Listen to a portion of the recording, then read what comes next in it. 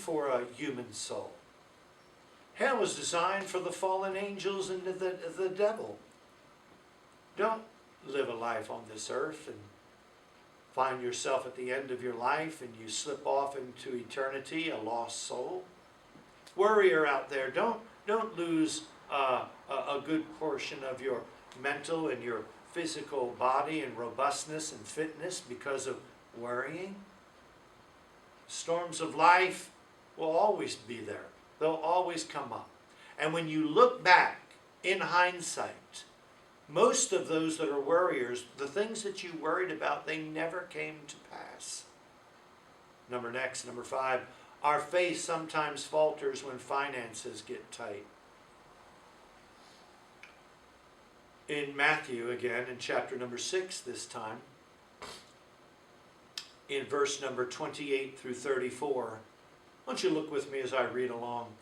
And why take ye thought for raiment? Consider the lilies of the field, how they grow. They toil not, neither do they spin.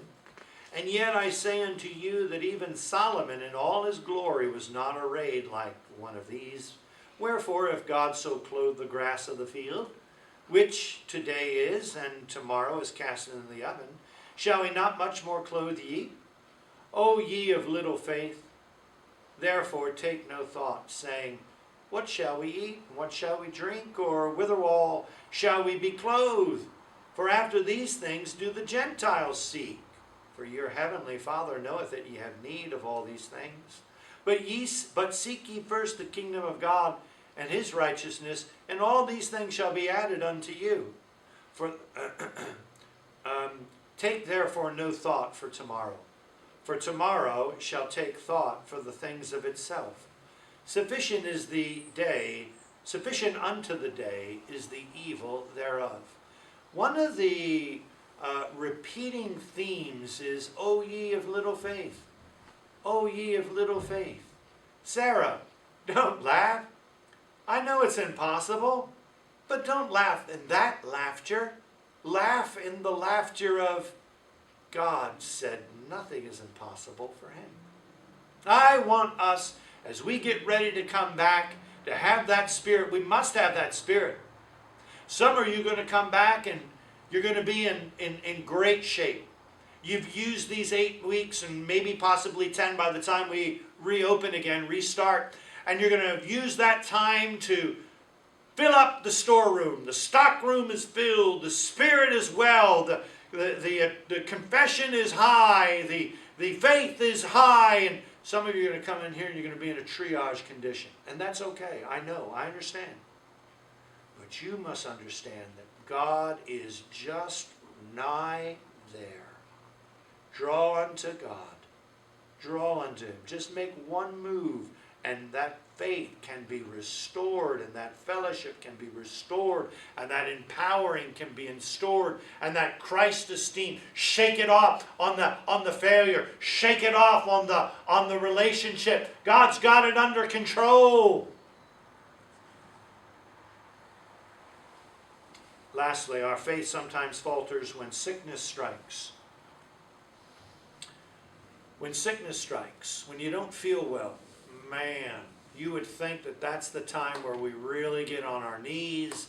That's the time where we, in our laying down, and we're migraine, or we have a physical illness, we have a flu, or we have something like that. You would think that that's the time where really, since we're kind of down for restoration, that would be no. Oh, my soul. Listen to what scriptures say in Mark 9:22 through 24 when this matter of sickness strikes. Jesus saith unto him, if thou canst believe, all things are possible to him that believeth. And straightway the father of the child cried out and said with tears, Lord, I believe, help thou mine unbelief. Can we just stop right now and close the message? Can we just say that that's the message, Lord? Help my unbelief. When did that happen, though? When he saw the miracle. I say to you this morning, sometimes you're not going to see by sight. You're going to have to be like Sarah. Trust her husband. You're going to have to be like Abraham and laugh with the assurance that if it physically doesn't seem possible, if God promised that He is in control and He is good and He will deliver, then you got to take it at His word. Our faith sometimes falters when death becomes a fearful reality. In Luke chapter number 7 and verse 19, and John calling unto him 2 of his disciples sent them to Jesus, saying, Art thou he that should come, or look we for another? Oh, my soul, are you kidding? John was going to be executed. And at the very end of his ministry, John the Baptist sent 2 of his faithful men to say to Jesus, Are you really the Messiah? What a letdown. I imagine the Lord felt that way when Peter said, I do not know the blankety blank man. Oh, what a gap in faith. We may not always understand what Proverbs chapter 3 and verse 5 and 6, we may not always understand, but it is always true.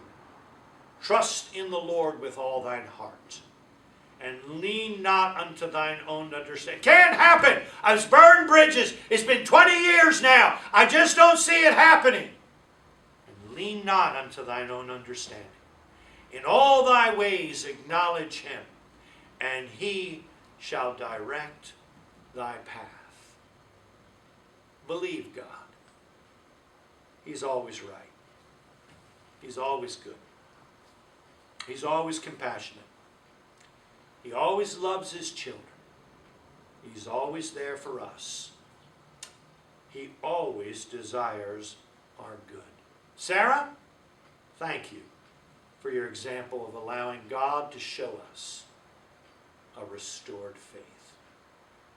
Now, dear saint of God, I hope that equipped you and encouraged you this morning. Let's have a word of prayer. Father,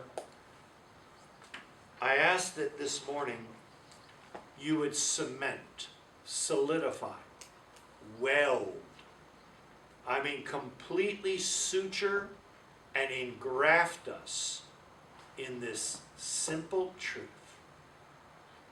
that God is for us, and therefore, who could be against us? Well, only the archenemy. Only the enemy of fear. Only the enemy that sows disbelief. And I pray that he's been exposed, and that, Lord Jesus, our people have been encouraged to know one of the great characteristics of our faith is that we can get fixed. We can get restored. We never run into a situation as a blood-bought, born-again child of God to a point where there's no hope. There's always hope.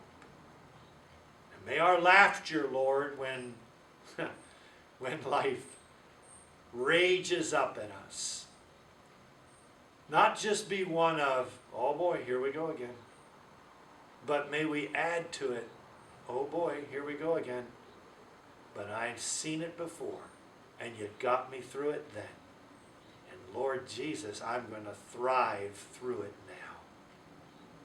Help, Lord, the people. They've been 8 weeks now without being in fellowship. And I pray that we'd have a candid time now with the Lord.